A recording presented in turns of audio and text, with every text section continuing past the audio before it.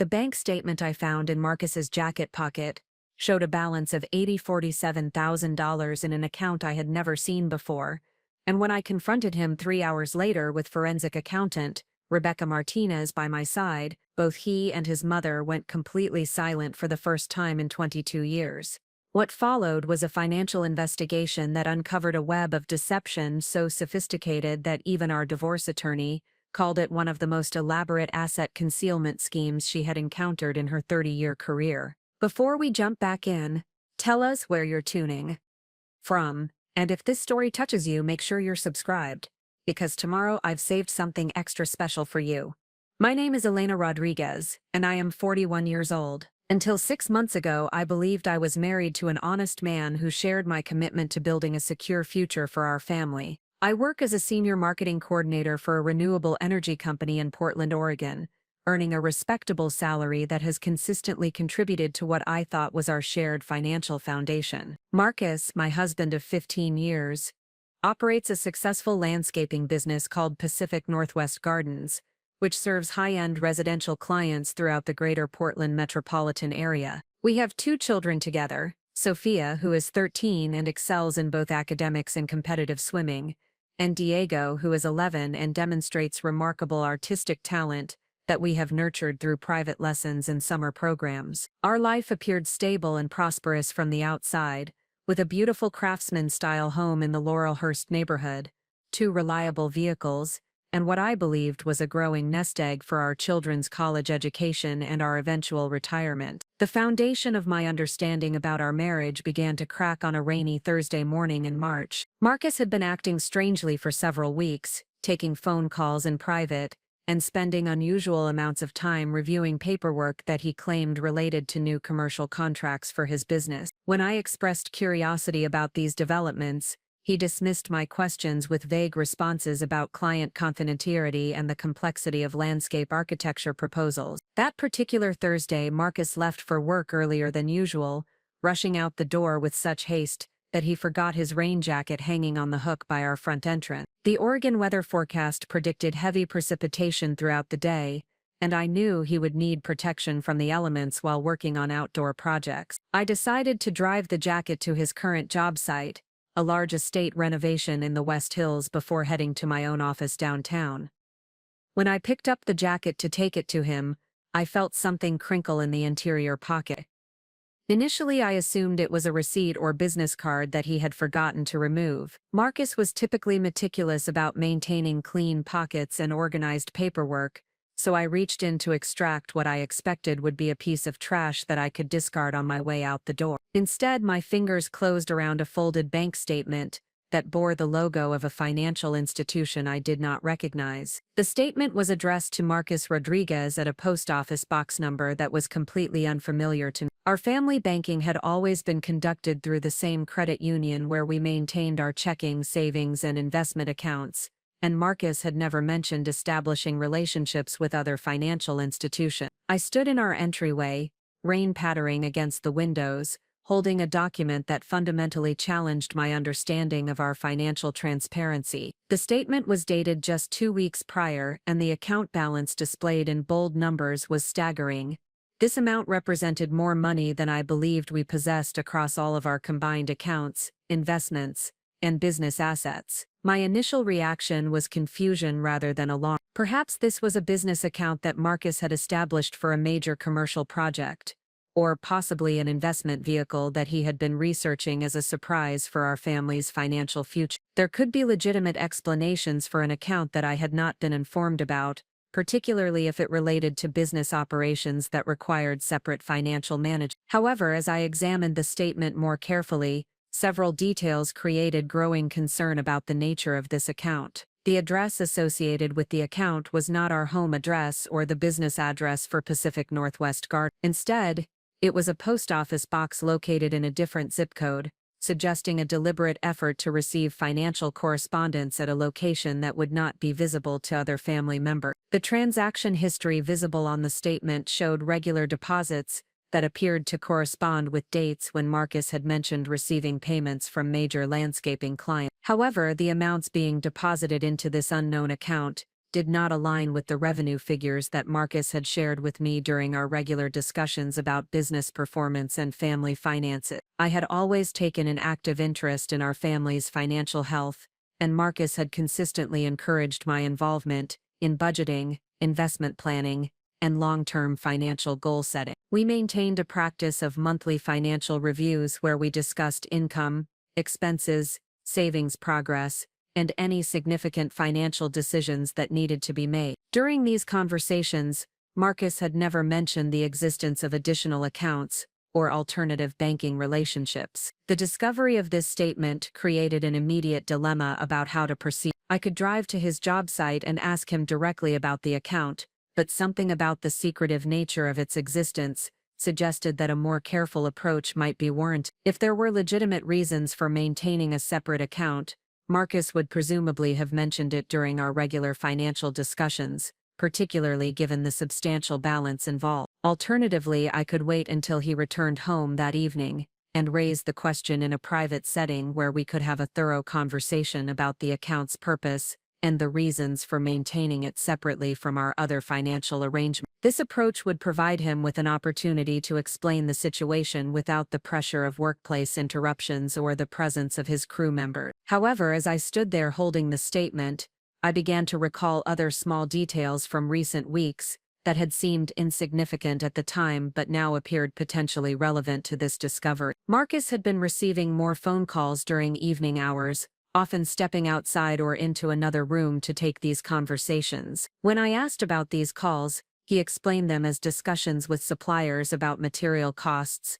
or scheduling coordination with subcontractors. There had also been changes in his banking routine that I had noticed but not questioned. Previously, Marcus had conducted most of his business banking during lunch breaks or immediately after work, often mentioning these errands when he arrived home slightly later than usual. Recently, he had been making banking trips on Saturday mornings, claiming that the business accounts required attention that was easier to handle when he had more time to focus on financial details. Additionally, there had been subtle changes in his attitude toward our family financial discussion. While he continued to participate in our monthly reviews, he had become less detailed in his explanations of business revenue and more general in his descriptions of client payments and project profitability. When I asked specific questions about particular jobs or clients, he would provide broad answers that satisfied my curiosity without offering the detailed financial information that had previously characterized our conversation. The accumulation of these observations,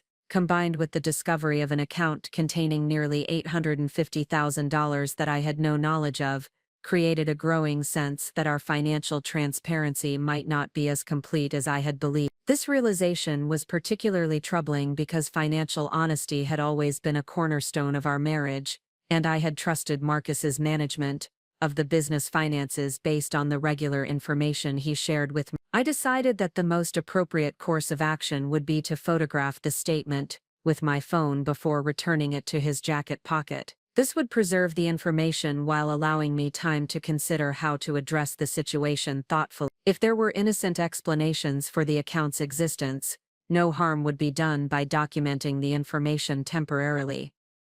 If there were more concerning reasons for the secrecy, having a record of the account details might prove important for future conversation. After photographing both sides of the statement, I carefully folded it and returned it to the exact position where I had found it in Marcus's jacket pocket. I then drove to his job site and delivered the jacket as originally planned, maintaining a normal demeanor while internally processing the implications of what I had discovered. Marcus seemed genuinely grateful for the jacket delivery, and his behavior appeared completely natural during our brief interaction. He introduced me to the property owner, discussed the progress being made on the landscape renovation, and mentioned that he expected to complete the current phase of work by the end of the following week. There was no indication that he was concerned about the statement in his pocket, or that he suspected I might have discovered it. During the drive back to my office, I began to consider the possible explanations for the account's existence, and the reasons why Marcus might have chosen not to discuss it with me. The most benign possibility was that the account represented a business investment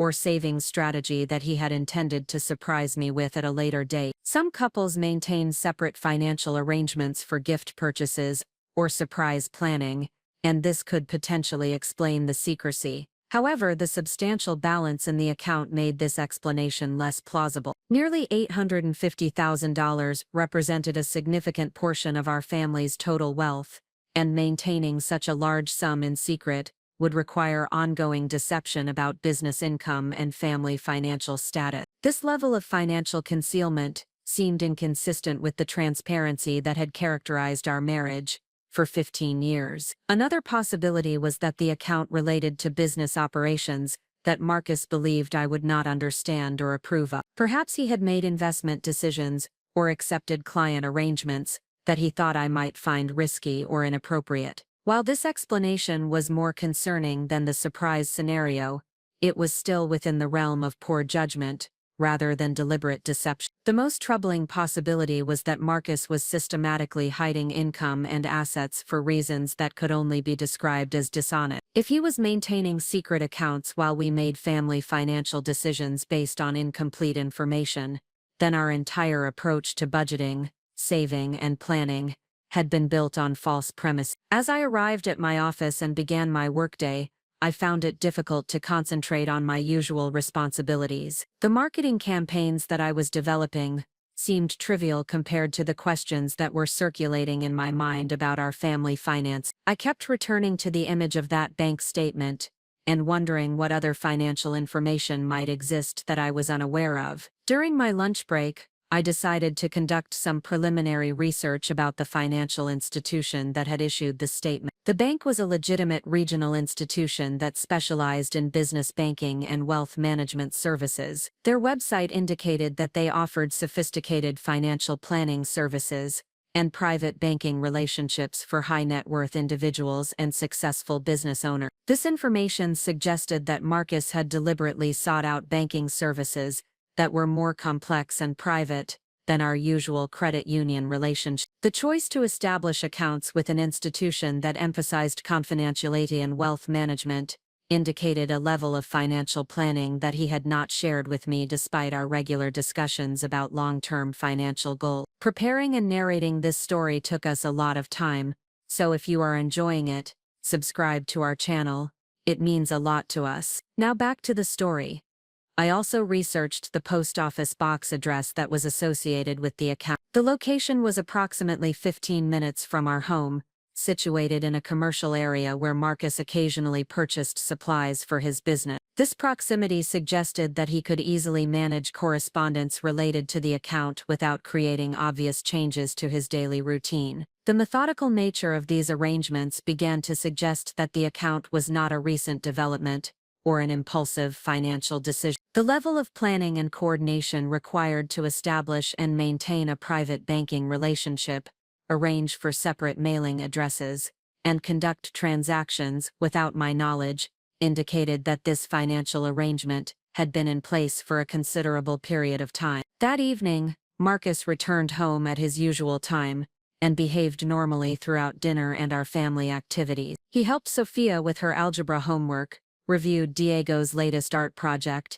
and participated in our typical evening routine without any indication that he was concerned about financial matters or worried about potential discovery. However, I found myself observing his behavior more carefully than usual, looking for signs that might indicate stress or concern about maintaining financial secrets. I noticed that he checked his phone more frequently than normal and seemed slightly distracted during our conversation about weekend plans and upcoming family commitment. When I mentioned that Sophia's swim team fees would be due soon and asked about transferring money from our savings account to cover the costs, Marcus responded with his usual willingness to handle the transaction. This response was particularly puzzling, given the substantial balance I had seen in the secret account.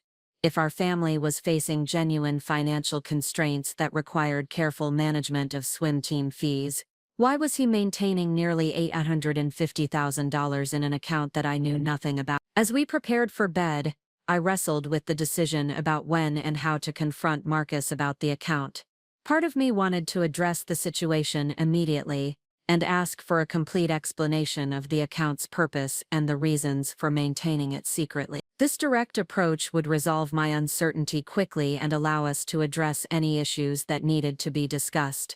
However, another part of me recognized that I had very limited information about the true scope of our financial situation. If Marcus had been maintaining secret accounts, there might be additional financial arrangements that I was unaware of. Confronting him immediately about this single account might prompt him to become more secretive about other financial matters, making it more difficult to understand the complete picture of our family's financial status. I decided to spend a few days conducting additional research and observation before initiating a conversation about the account. This approach would allow me to gather more information about our overall financial situation and to prepare for a comprehensive discussion about financial transparency in our marriage. Over the following 3 days, I began paying closer attention to Marcus's financial routines and looking for additional signs that might indicate the existence of other undisclosed accounts or financial arrangements. I noticed that he received mail at home that he typically reviewed privately before either filing it away or disposing of it immediately. Previously, I had assumed this mail consisted of business-related correspondence that did not require my attention. I also observed that Marcus had developed a pattern of checking his phone during specific times of day, particularly during early morning hours and late evening periods when financial institutions might be sending account notifications or balance updates. These behavioral patterns had been so gradual in their development that I had not recognized them as potentially significant until I began looking for signs of financial secrecy. On Saturday morning, Marcus announced that he needed to run several errands related to business operations and would be gone for approximately 3 hours. This timeline seemed excessive for the types of business errands he typically handled, and I began to suspect that some of his time might be devoted to managing financial accounts that I was unaware of. While he was gone, I decided to conduct a more thorough review of our home financial records to better understand our documented financial status compared to what I had observed on the secret account statement. I gathered our tax returns from the previous 3 years, along with statements from our known accounts and investment portfolios. The review revealed several discrepancies that I had not previously noted. The business income reported on our tax returns was consistently lower than the revenue figures that Marcus had shared with me during our monthly financial discussion. While these differences were not enormous, they suggested that the financial information being reported to the government might not align perfectly with the financial information being shared within our family. Additionally, I noticed that our documented savings rate had been lower than what I believed we were achieving based on the income and expense figures that Marcus regularly discussed with me. If we were earning the amounts he described and spending what we budgeted, our savings should have been growing more rapidly than what appeared in our actual account statement. These discoveries suggested that the secret account I had found might represent income that was being diverted from our family finances rather than additional income that Marcus had generated through business expansion or investment success. This possibility was deeply troubling because it implied that our family financial planning had been based on artificially reduced income figures. When Marcus returned from his errands, he seemed slightly more relaxed than he had been during the previous few days. He mentioned that he had completed several important business tasks and felt good about the progress he was making on various projects. However, he did not provide specific details about the errands he had completed or the business tasks he had addressed. That evening, as I was loading the dishwasher after dinner, I made a decision that would fundamentally change the trajectory of our marriage and our family's future. I realized that I could not continue living with the uncertainty and potential deception that the secret account represented. Whether the explanation was innocent or concerning, I needed to understand the complete truth about our financial situation.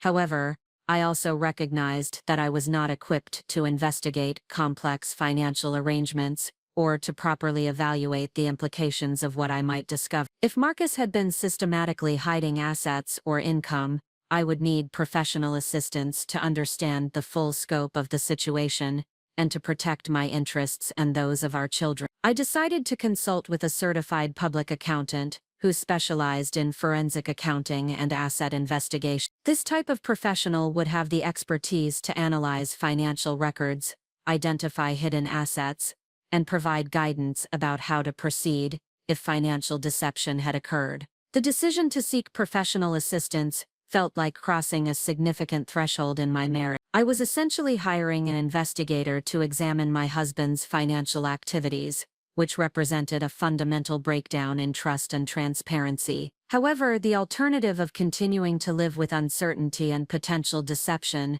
seemed even more problematic for our family's future. As I researched forensic accountants in the Portland area, I felt a mixture of anxiety and determination that I had never experienced before. I was anxious about what additional discoveries might emerge from a professional investigation, but I was also determined to understand the truth about our financial situation, regardless of how complicated or painful that truth might prove to be. The woman I had been just 1 week earlier would never have imagined herself hiring a forensic accountant to investigate her husband's financial activities. That woman had trusted completely in the transparency and honesty of her marriage partnership. However, the discovery of nearly $850,000 in a secret account had transformed me into someone who recognized the necessity of verification and independent analysis when trust had been compromised. I scheduled a consultation with Rebecca Martinez, a certified public accountant and certified fraud examiner who specialized in asset investigations related to divorce proceedings and business disputes. Her credentials included extensive experience in uncovering hidden assets and analyzing complex financial arrangements designed to conceal wealth or income. The appointment was scheduled for the following Tuesday afternoon,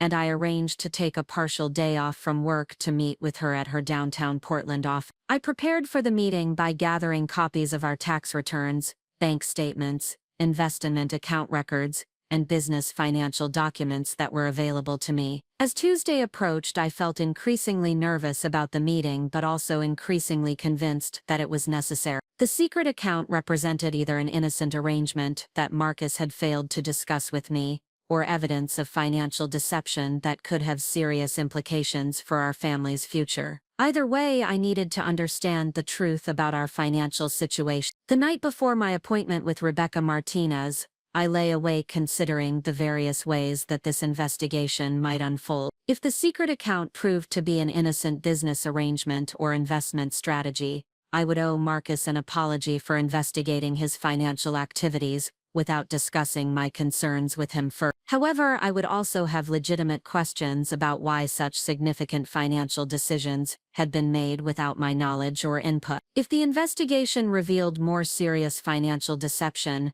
I would be facing decisions about how to protect myself and our children, while addressing the breakdown of trust that such deception would represent. This possibility was frightening to contemplate, but I recognized that avoiding the truth would not protect our family from the consequences of financial dishonesty. As I prepared to meet with Rebecca Martinez and begin what would become the most challenging period of my adult life, I reflected on the woman I had been before discovering that bank statement, and the woman I was becoming as I prepared to fight for financial truth and transparency. The transformation was not one I had chosen, but it was one that circumstances had made necessary for the protection of my family's future. Rebecca Martinez's office occupied the 32nd floor of a gleaming downtown Portland high-rise, with floor-to-ceiling windows that offered panoramic views of the Willamette River and the snow-capped peaks of Mount Hood in the distance. As I sat in the reception area that Tuesday afternoon, watching professionals in crisp business attire move purposefully through the corridors, I felt profoundly out of place, yet simultaneously determined to understand the financial complexities that had brought me to this moment. The receptionist, a polished woman in her 30s with an efficient demeanor, had offered me coffee and assured me that Rebecca would be available precisely at our scheduled appointment time. I declined the coffee, knowing that my nervous energy was already elevated beyond what caffeine could reasonably enhance, and instead focused on reviewing the documents I had prepared for this consultation. My manila folder contained copies of our tax returns from the previous 3 years, statements from our known bank accounts and investment portfolios, and the photograph of the mysterious bank statement that had initiated this entire investigation. I had also prepared a written timeline of the behavioral changes I had observed in Marcus over recent months, documenting the patterns that seemed potentially relevant to financial secrecy. The weight of this folder seemed disproportionate to its actual contents,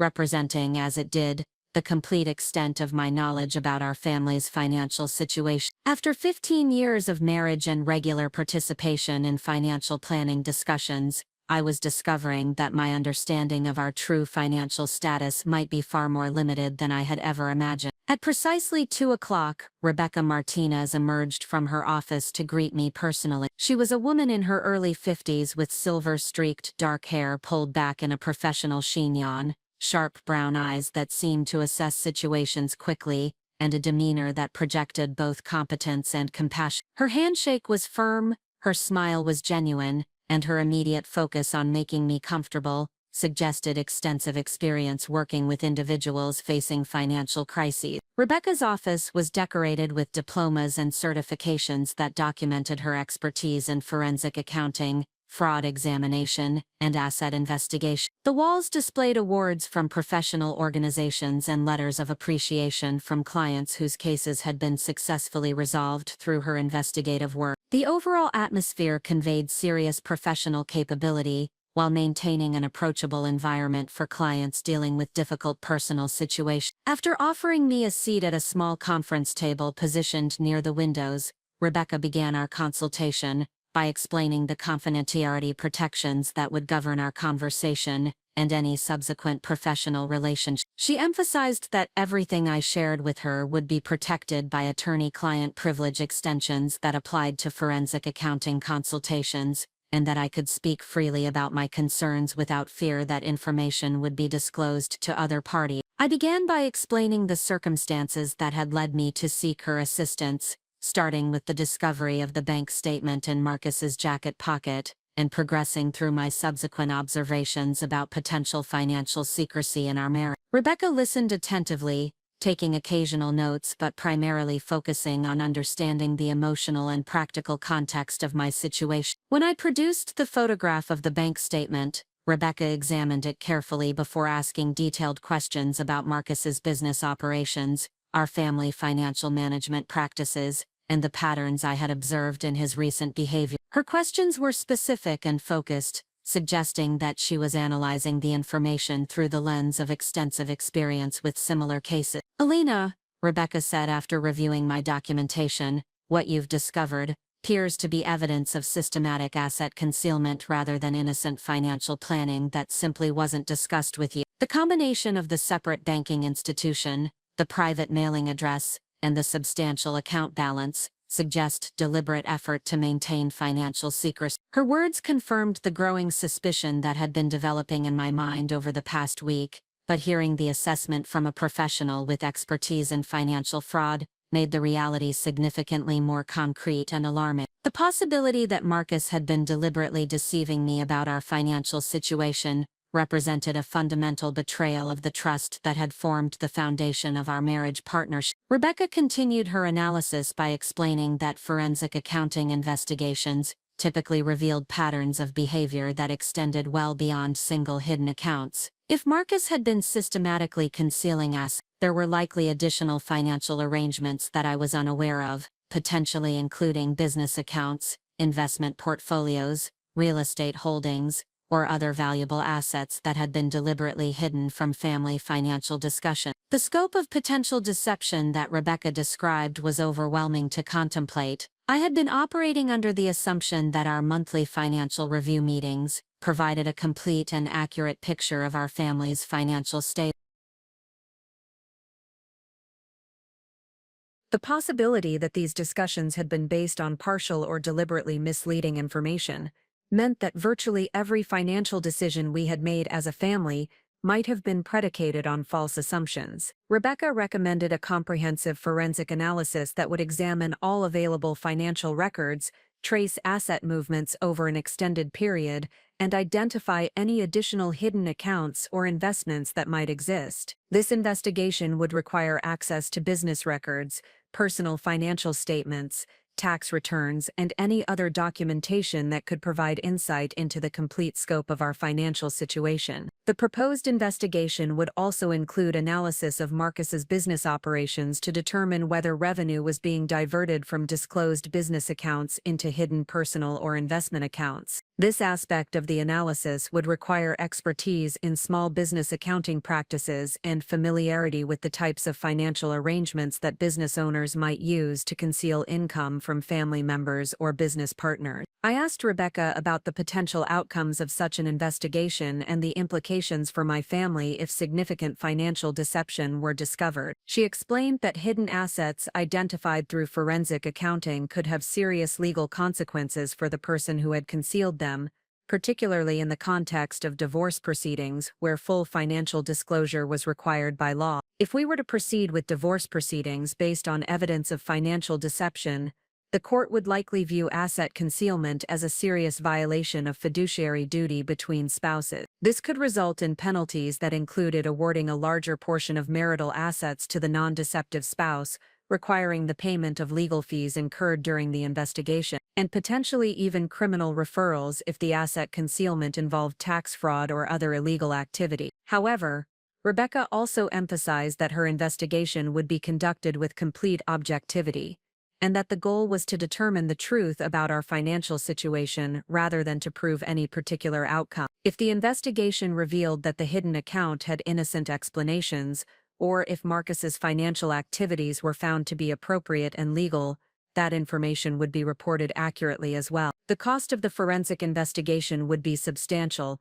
requiring several $1,000s for a comprehensive analysis that could take several weeks to complete. This expense represented a significant financial commitment for our family, particularly if our actual financial resources were less than what I had believed based on Marcus's reporting of business income and family assets. However, Rebecca pointed out that the potential financial implications of undiscovered asset concealment could be far greater than the cost of the investigation itself. If Marcus had been hiding significant assets during our marriage, the investigation could potentially identify resources that would substantially improve our family's actual financial security and my ability to provide for our children's future needs. I requested time to consider the recommendation for a comprehensive forensic investigation, explaining that I needed to process the implications of what such an investigation might reveal and to consider how to proceed in a way that would best protect my children's interests while addressing the breakdown of trust that had occurred in my marriage. Rebecca understood my need for time to make this decision and provided me with detailed information about the investigation process, including timelines for completion, the types of evidence that would be analyzed, and the format in which results would be presented. She also gave me referrals to family law attorneys who specialized in complex asset division cases and who had experience working with forensic accounting evidence in divorce proceedings. As our consultation concluded, Rebecca emphasized that the decision about whether to proceed with the investigation was entirely mine to make, and that she would be available to answer additional questions or to begin the investigation whenever I felt ready to move forward. She also recommended that I take steps to protect my immediate financial interests by documenting our current known assets and ensuring that I had access to sufficient funds to maintain household operations and meet our children's needs during any period of financial uncertainty. The drive home from Rebecca's office provided an opportunity to process the information I had received and to consider the implications of the choices I was facing. The forensic investigation represented a point of no return in terms of my relationship with Marcus, because once I had hired professionals to investigate his financial activities, there would be no possibility of addressing the situation through private conversation and mutual resolution. However, the alternative of continuing to live with uncertainty about our true financial situation seemed equally problematic for our family's future. If Marcus had been concealing substantial assets while we made family financial decisions based on incomplete information, then our children's educational planning, our retirement preparations, and our overall financial security had all been compromised by his deception. I also recognized that my emotional response to the discovery of the hidden account had evolved significantly over the past week. Initially, I had felt primarily confusion and concern about the account's purpose and the reasons for maintaining it secret. After consulting with Rebecca and learning about the patterns that typically indicated systematic financial deception, I was beginning to feel anger about the possibility that I had been deliberately misled about our family's financial status. This anger was not simply about the money itself, although the substantial balance in the hidden account represented resources that could have been used for our children's benefit or our family's financial security. More fundamentally, I was angry about the breach of trust that financial deception represented and the implications for every aspect of our marriage partnership. Financial transparency had always been a cornerstone of our relationship, and I had trusted Marcus's management of the business finances based on the regular information he shared with me during our monthly financial review. The possibility that these discussions had been deliberately misleading meant that my participation in our family's financial planning had been based on false premises,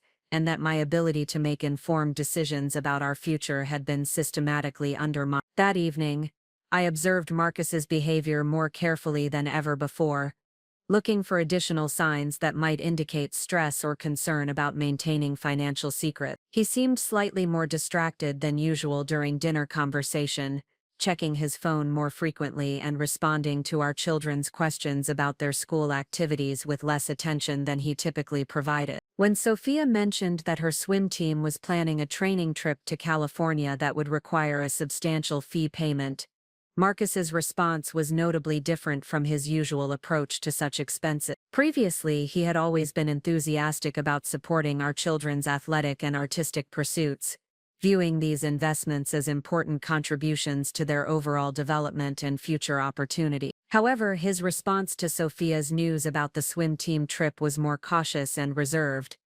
He asked detailed questions about the cost breakdown, the necessity of the trip for team development, and whether less expensive alternatives might be available. While these questions were not unreasonable for a parent to ask, the tone and approach were markedly different from his previous attitudes toward our children's extracurricular expenses. This interaction was particularly striking because it occurred on the same day that I had seen evidence of nearly $850,000 in a hidden account. If our family genuinely needed to carefully evaluate the cost of a swim team trip, why was Marcus maintaining such substantial resources in an account that I had no knowledge of? The disconnect between apparent financial caution and hidden financial abundance was deeply troubling and suggested that our family's financial decision-making was being influenced by deliberately incomplete information. After our children had completed their homework and settled into their evening routines, I found myself alone with Marcus in our living room for the first time since discovering the bank statement. This presented an opportunity to observe his demeanor and to consider whether to raise questions about our family finances without revealing the specific discovery that had prompted my concern. I decided to initiate a general conversation about our financial planning and our progress toward long-term goals,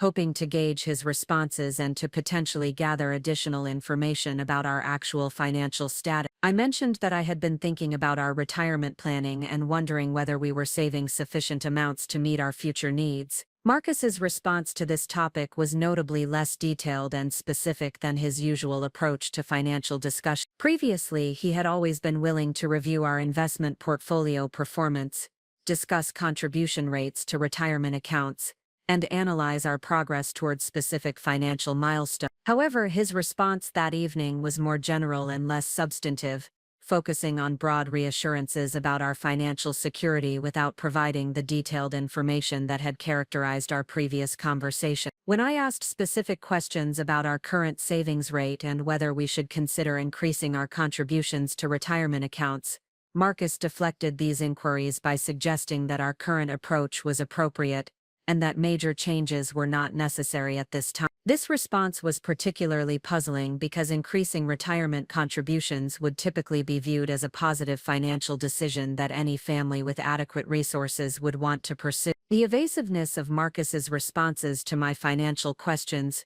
strengthened my growing conviction that the hidden account represented evidence of broader financial deception rather than an isolated secret arrangement. His reluctance to engage in detailed financial planning discussions suggested that such conversations might reveal inconsistencies between our reported financial status and our actual financial resources. As we prepared for bed that evening, I made a definitive decision about how to proceed with the information I had gathered. The combination of the hidden account discovery, Rebecca Martinez's professional assessment, and Marcus's changed behavior around financial topics had convinced me that a comprehensive investigation was necessary to protect my interests and those of our children. I would proceed with hiring Rebecca to conduct a full forensic analysis of our financial situation, regardless of the cost involved or the implications for my marriage. The alternative of continuing to live with uncertainty and potential deception seemed far more problematic than facing whatever truth the investigation might reveal. This decision represented a fundamental shift in my approach to our marriage and our family's future. I was choosing to prioritize financial transparency and truth over marital harmony and the preservation of existing arrangements. While this choice was difficult and potentially painful,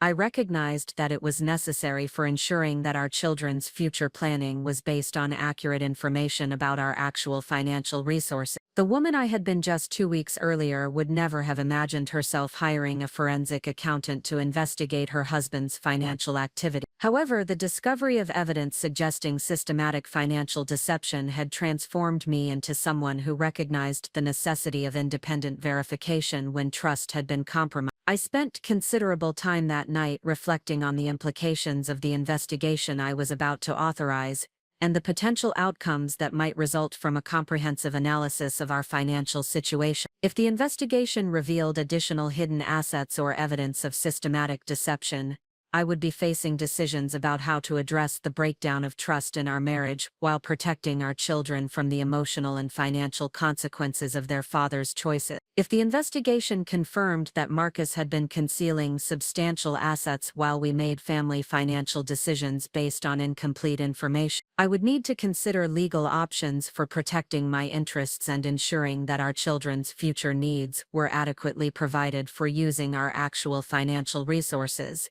rather than the limited resources that had been disclosed to me. The prospect of potential divorce proceedings was frightening to contemplate, particularly given the complexity that hidden assets might add to the process of dividing marital property and determining appropriate support arrangements. However, I was beginning to understand that protecting my family's financial future might require legal action to ensure that all marital assets were properly identified and fairly distributed. As I finalized my decision to proceed with the forensic investigation, I felt a mixture of anxiety and determination that was becoming increasingly familiar. I was anxious about what additional discoveries might emerge from professional analysis of our financial records, but I was also determined to understand the complete truth about our financial situation, regardless of how complicated or painful that truth might prove to be. The next morning, I contacted Rebecca Martinez to schedule the comprehensive forensic investigation she had recommended. The conversation was brief and professional, with Rebecca explaining the next steps in the process and the timeline for beginning the analysis. She would need access to additional financial documents and records, which would require careful coordination to obtain the necessary information without alerting Marcus to the investigation until the analysis was complete. Rebecca also provided me with referrals to family law attorneys who specialized in complex financial cases and who had experience working with forensic accounting evidence. She recommended that I consult with legal counsel even before the investigation was complete, so that I would be prepared to take appropriate action based on whatever the analysis might reveal. The decision to proceed with professional investigation represented crossing a threshold from which there could be no return to our previous relationship dynamic. I was acknowledging that the trust and transparency that had formed the foundation of our marriage had been fundamentally compromised, and that restoration of that trust would require complete honesty about our financial situation. As I began the process of gathering additional financial documents for Rebecca's analysis, I reflected on how dramatically my perspective had changed since discovering that bank statement in Marcus's jacket pocket. The confident wife who had trusted completely in her husband's financial transparency had been replaced by a woman who recognized the necessity of verification and independent analysis when circumstances suggested that trust had been misplaced. This transformation was not one that I had chosen or desired, but it was one that circumstances had made necessary for the protection of my family's future. The investigation that I was authorizing would either restore my confidence in our financial partnership or provide the evidence necessary to take appropriate action to protect my interests and those of our children. The path ahead was uncertain and potentially difficult, but I was no longer willing to base my family's future on incomplete information or unverified assurances about our financial security. The discovery of nearly $850,000 in a hidden account had awakened me to the possibility that our entire financial foundation might be built on deliberately misleading information, and I was committed to understanding the complete truth regardless of the personal cost involved. The process of gathering financial documents for Rebecca Martinez's investigation required me to examine the history of our marriage with a perspective I had never before employed. As I methodically collected tax returns, bank statements, and business records spanning the past decade, patterns emerged that I had previously attributed to Marcus's natural business acumen and careful financial management. Now viewed through the lens of potential deception, these same patterns revealed a troubling narrative of systematic asset concealment that had likely been developing for years. Our relationship had begun 16 years earlier during my final semester at Portland State University, where I was completing a degree in marketing communications while working part-time at a local environmental nonprofit organization. Marcus was 28 at the time, 4 years older than me, and had recently established Pacific Northwest Gardens after working for several larger landscaping companies throughout the Portland metropolitan area. His entrepreneurial ambition and dedication to building a sustainable business had been among the qualities that initially attracted me to him.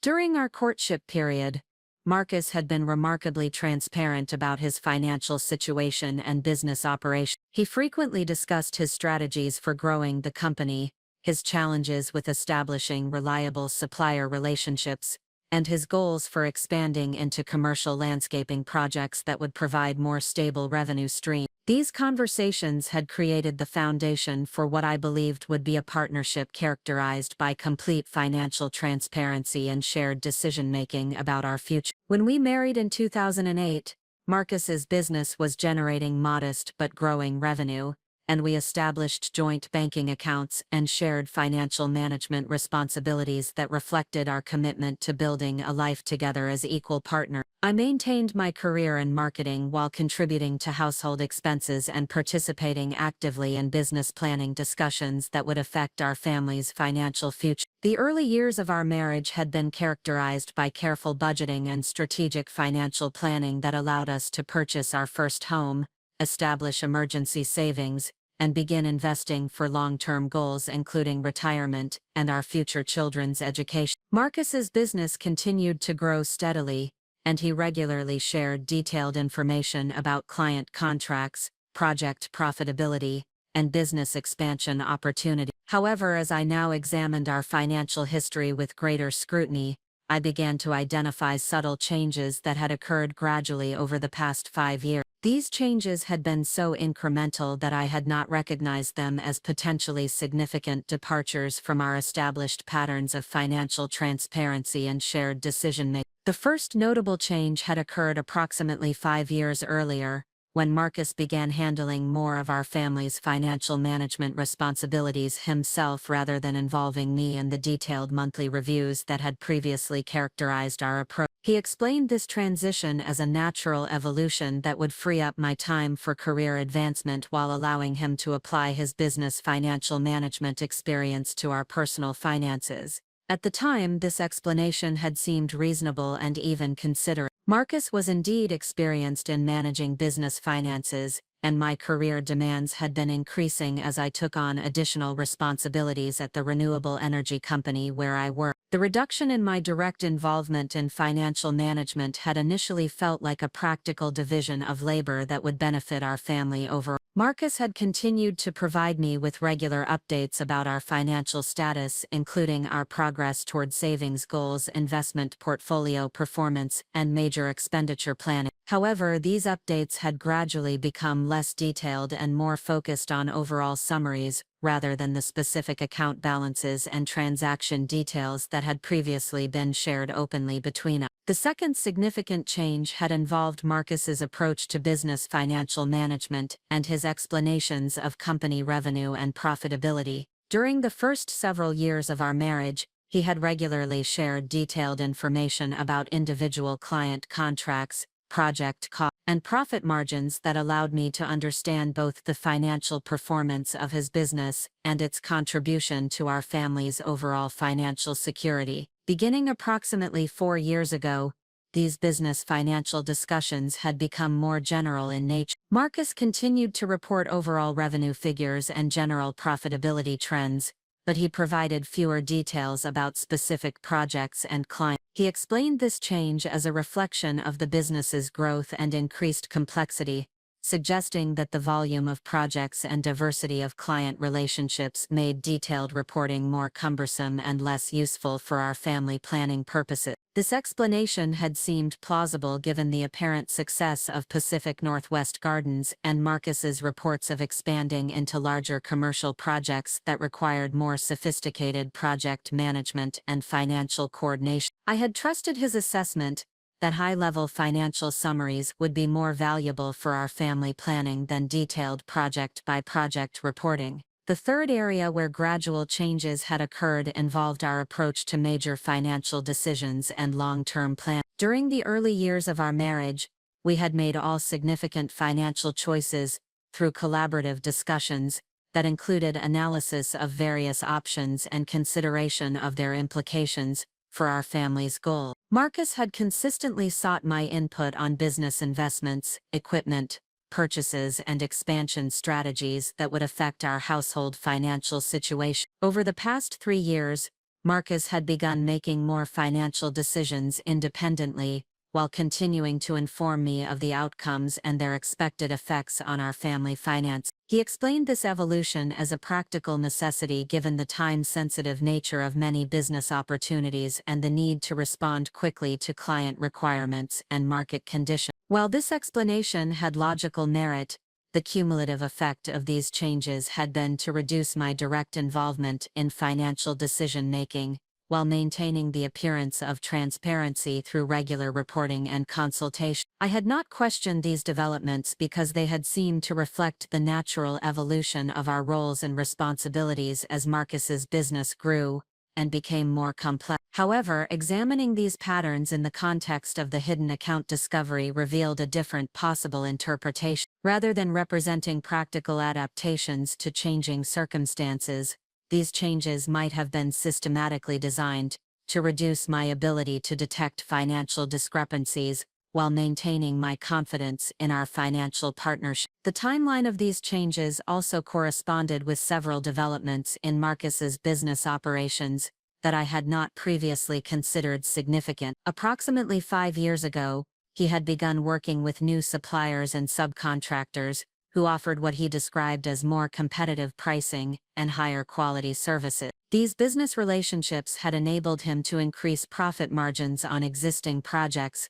while expanding into larger commercial contracts. Marcus had also begun utilizing more sophisticated business banking services and financial management tools that he explained were necessary for handling larger commercial clients and more complex project financing arrangements. These changes had included establishing business credit lines, implementing electronic payment systems, and utilizing business financial planning services that were designed for companies with substantial revenue and growth potential. At the time, I had viewed these developments as positive indicators of business success and professional growth. Marcus's ability to establish relationships with premium suppliers and access advanced financial services suggested that Pacific Northwest Gardens was evolving from a small local business into a more substantial regional company with professional operational capability. However, these same developments could also have provided opportunities for establishing the type of separate financial arrangements that would facilitate asset concealment. More complex business banking relationships and sophisticated financial management tools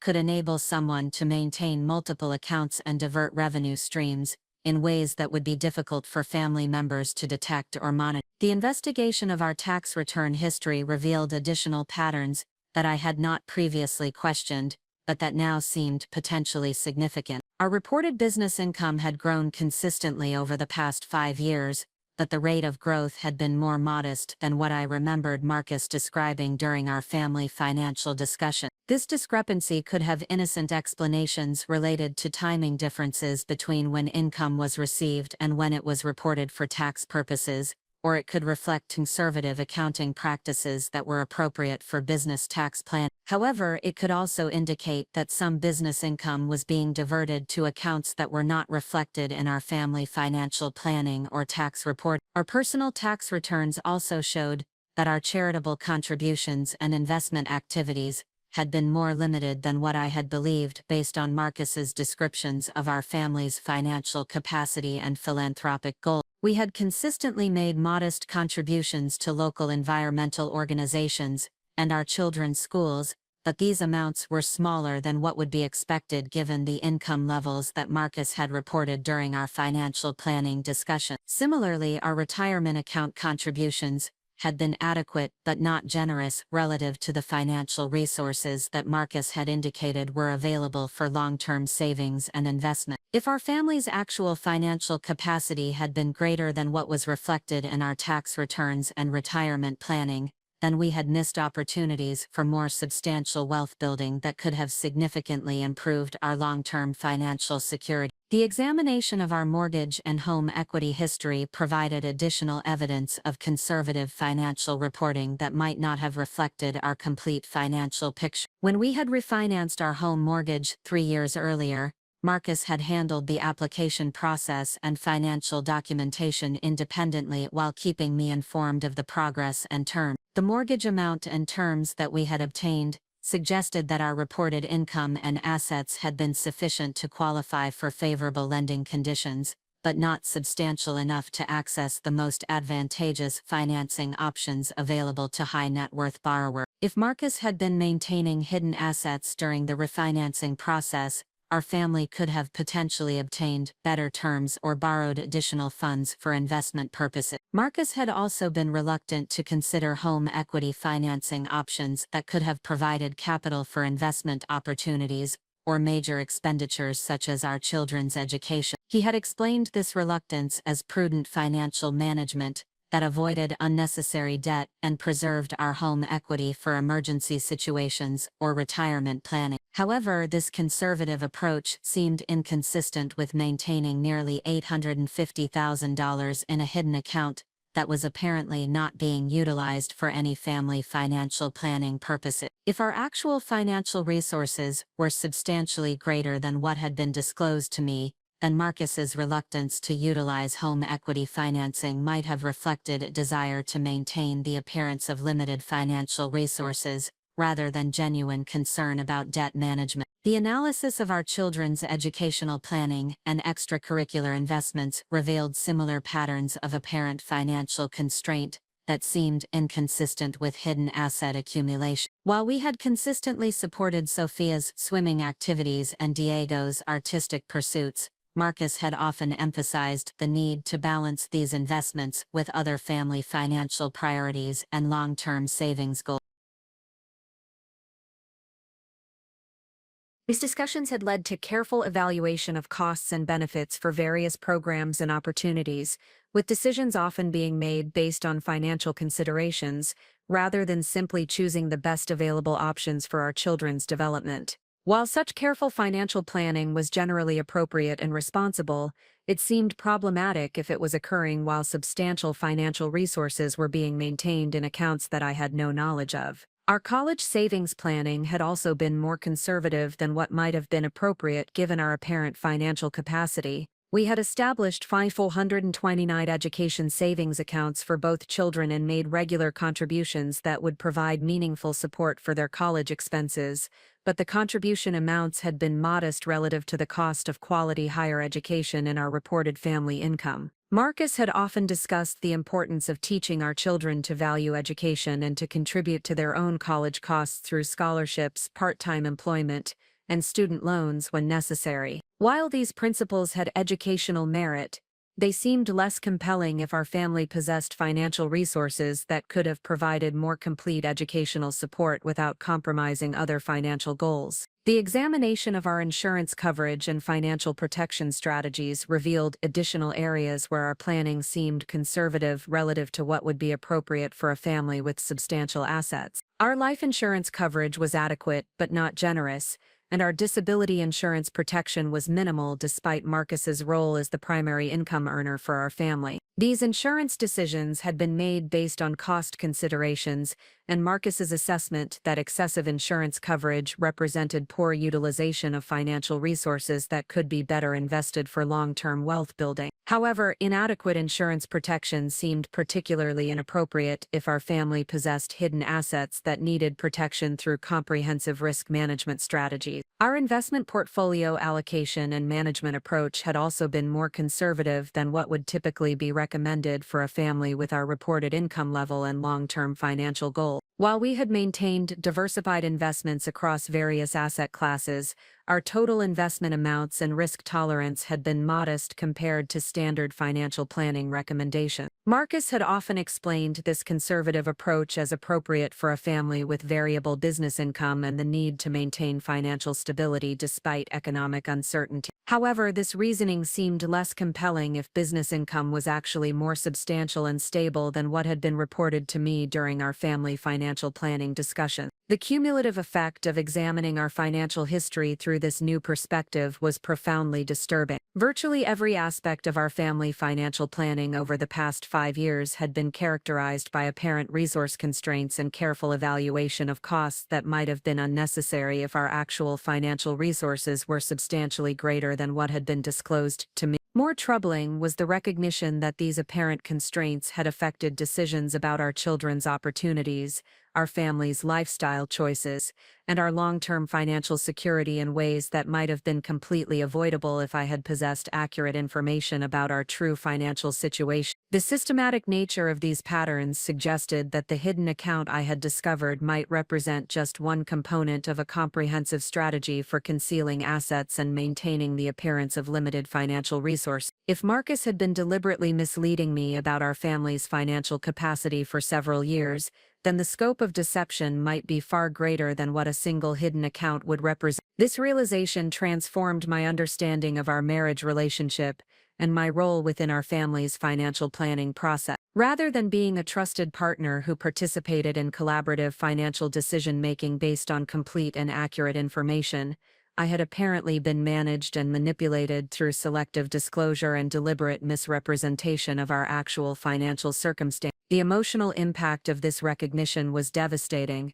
but it also strengthened my resolve to pursue the forensic investigation that would reveal the complete truth about our financial situation. If Marcus had been systematically deceiving me about our family's financial resources for years, then our children and I deserved to understand the full scope of what had been hidden from us and to ensure that future planning would be based on accurate and complete information. The woman who had trusted completely in her husband's financial transparency and had participated enthusiastically in what she believed was collaborative family financial planning had been fundamentally transformed by this analysis of our relationship history. The discovery that our entire financial partnership might have been built on deliberate deception had awakened me to the necessity of independent verification and professional investigation to protect my family's interests. As I prepared the comprehensive documentation that Rebecca Martinez would need for her forensic analysis, I reflected on how completely my perspective on our marriage had changed in just 2 weeks. The confident wife who had believed in complete financial transparency had been replaced by someone who recognized that trust, once broken, must be rebuilt through evidence and verification rather than promises and assurance. The investigation that I was authorizing would either restore my confidence in our financial partnership or provide the evidence necessary to take appropriate action to protect my interests and those of our children. Either outcome would be preferable to continuing to live with uncertainty and potential deception that could compromise our family's future security and well-being. The preliminary results from Rebecca Martinez's forensic investigation arrived via secure email on a Friday morning, that would fundamentally alter my understanding of the scope and sophistication of the financial deception that had been operating within our marriage. The 23-page report that appeared in my inbox represented 3 weeks of professional analysis that had uncovered a complex network of hidden assets, diverted income streams, and systematic wealth concealment that extended far beyond the single bank account I had discovered in Marcus's jacket pocket. Rebecca had requested a meeting to discuss the findings in person,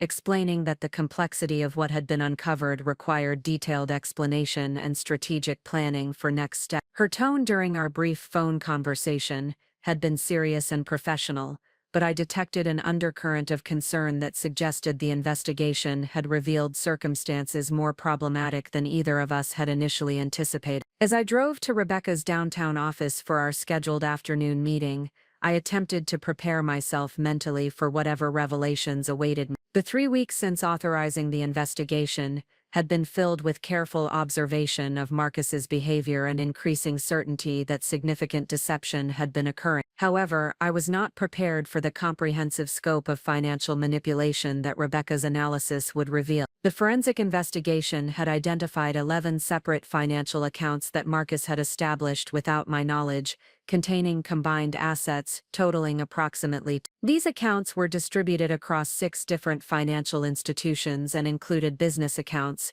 personal investment portfolios, certificate deposits, and even a real estate investment trust that held partial ownership in 3 commercial properties in the Portland metropolitan area. The systematic nature of this asset concealment was staggering in its complexity and duration. Rebecca's analysis indicated that the diversion of funds into hidden accounts had been occurring for approximately 6 years, beginning shortly after Sophia was born, and intensifying significantly during the past 3 years. The pattern suggested deliberate long-term planning rather than impulsive financial decisions or temporary business arrangements. The methods used to accumulate these hidden assets demonstrated sophisticated understanding of business accounting practices and asset protection strategies. Marcus had been systematically underreporting business revenue by directing certain client payments to accounts that were not reflected in the financial records he shared with me. He had also been diverting portions of larger project payments into separate investment accounts while reporting lower profit margins on these contracts during our family financial discussion. The investigation revealed that Marcus had been operating Pacific Northwest Gardens through a complex structure that included multiple business entities and partnerships designed to obscure the true extent of business income and asset accumulation. These arrangements included a landscaping equipment leasing company that he owned independently, a property maintenance service that operated under a different business name, and consulting relationships with other landscaping companies that provided additional revenue streams. The sophistication of these business arrangements suggested that Marcus had received professional assistance in structuring these operations to maximize asset concealment while maintaining legal compliance. Rebecca's analysis indicated that the financial structures were complex enough to require expertise in business law, tax planning, and asset protection strategies that extended well beyond what a small business owner would typically possess independently. More disturbing was the discovery that Marcus had been collaborating with his mother, Patricia Rodriguez, in implementing and maintaining these asset concealment strategies. Bank records showed regular transfers between accounts controlled by Marcus and accounts owned by Patricia, suggesting a coordinated effort to disperse assets across multiple individuals and entities to make detection more difficult. Patricia had been involved in our family life throughout our marriage, frequently visiting our home and maintaining close relationships with our children. She had often expressed pride in Marcus's business success and had occasionally made comments about the importance of financial security and planning for the future. However, I had never suspected that she was actively participating in efforts to conceal assets from me and to maintain false representations about our family's financial situation. The investigation revealed that Patricia had established several investment accounts that received funds from Marcus's hidden business income.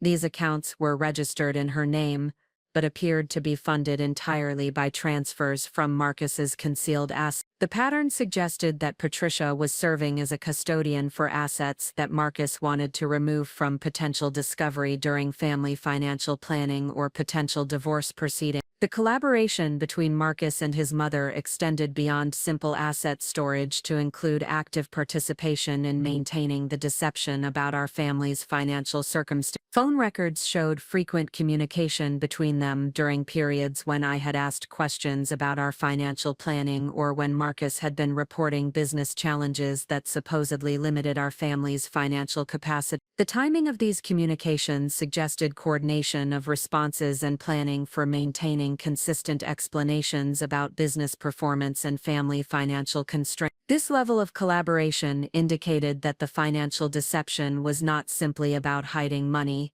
but about maintaining a comprehensive false narrative about our family's actual financial resources and planning capability. The forensic analysis also revealed that the asset concealment had accelerated significantly during the past 18 months, with larger amounts being diverted to hidden accounts and more sophisticated strategies being implemented to obscure the sources and destinations of these funds. This intensification coincided with several family discussions we had about long-term planning, retirement preparation, and our children's educational expenses. The pattern suggested that as our children grew older and our family's financial needs became more substantial, Marcus had been actively increasing his efforts to conceal resources, rather than utilizing our growing wealth to enhance our family's opportunities and security. This meant that conversations about college planning, family travel, home improvements, and other investments in our quality of life had been conducted under deliberately false premises about our available financial resources. The investigation identified specific instances where Marcus had reported business challenges or unexpected expenses that supposedly limited our family's financial flexibility,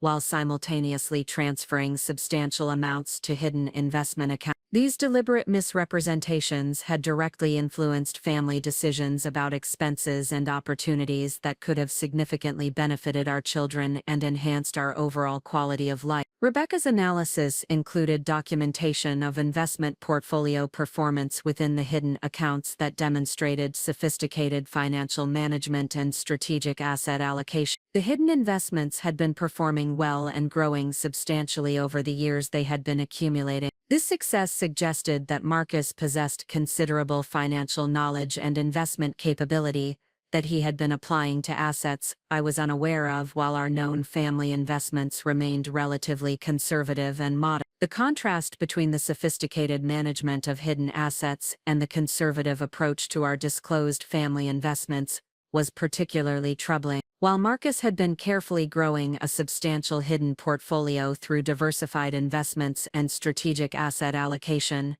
our family financial planning had been characterized by cautious approaches and limited investment in growth opportunities. This pattern suggested that Marcus had been deliberately constraining our family's financial growth and opportunity while simultaneously building personal wealth through the same types of sophisticated strategies that could have benefited our entire family. The resources and expertise that had been applied to hidden asset accumulation could have dramatically improved our family's financial security and our children's future opportunities if they had been applied transparently to our shared financial goal. The forensic investigation also uncovered evidence that Marcus had been preparing for potential divorce proceedings for at least 2 years. The analysis revealed patterns of asset movement and account restructuring that appeared designed to position hidden assets in ways that would be difficult to discover during legal proceedings. These preparations included transferring assets to accounts with greater privacy protections and establishing investment arrangements that would be challenging to trace through standard discovery processes. The sophistication of these divorce preparation strategies indicated that Marcus had been receiving professional legal and financial advice about asset protection in anticipation of potential marriage dissolution. This level of planning suggested that he had been contemplating divorce while continuing to participate in family financial planning discussions and long-term goal setting with me. The realization that Marcus had been systematically preparing for divorce while maintaining the appearance of commitment to our marriage partnership was profoundly disturbing. The hidden asset accumulation was not simply about financial privacy or business planning, but about positioning himself advantageously for marriage dissolution while ensuring that I remained unaware of our actual financial circumstance. Rebecca's investigation had also identified evidence of lifestyle expenditures that Marcus had been funding through hidden accounts while maintaining constraints on family spending for similar purposes. These expenditures included expensive dining, travel, and entertainment expenses that were not reflected in our family budgeting or financial planning discussion. The pattern suggested that Marcus had been maintaining a separate lifestyle funded by concealed assets, while our family operated under financial constraints that he had represented as necessary for responsible financial management. This double standard was particularly troubling because it indicated that the financial limitations affecting our children's opportunities and our family's quality of life were artificially imposed rather than genuinely necessary. The investigation revealed specific instances where Marcus had declined family expenses for activities, travel,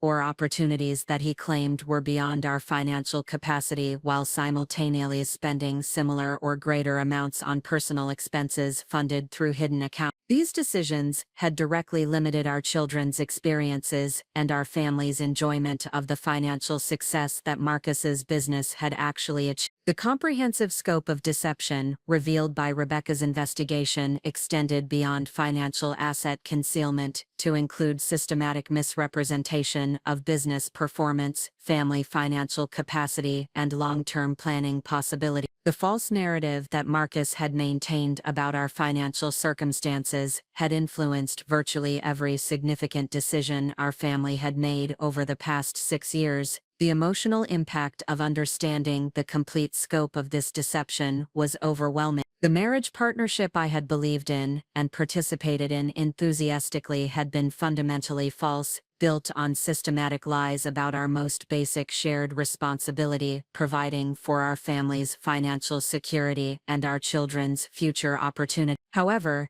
the comprehensive nature of Rebecca's findings also provided a clear foundation for taking appropriate action to protect my interests and those of our children. The documented evidence of asset concealment, systematic deception, and divorce preparation would provide substantial leverage in legal proceedings and would ensure that any settlement would reflect our actual financial circumstances rather than the artificially limited resources that Marcus had represented to me. The discovery that Patricia had been actively participating in asset concealment added another dimension to the situation that would need to be addressed. Her involvement suggested that the deception had extended beyond our immediate marriage to include family members who had deliberately assisted in maintaining false representations. The investigation findings also provided insight into Marcus's character and values that fundamentally altered my understanding of the person I had been married to for 15 years. The systematic nature of the deception, the sophisticated planning involved, and the deliberate limitation of our children's opportunities for personal financial gain revealed aspects of his personality that were completely inconsistent with the values he had claimed to embrace. As Rebecca concluded her presentation of the investigation findings, she emphasized that the evidence she had gathered would provide substantial protection for my interests in any legal proceedings that might follow. The documentation of hidden assets, systematic deception, and advanced divorce planning would likely result in penalties for Marcus and favorable outcomes for me in asset division and support arrangement. However,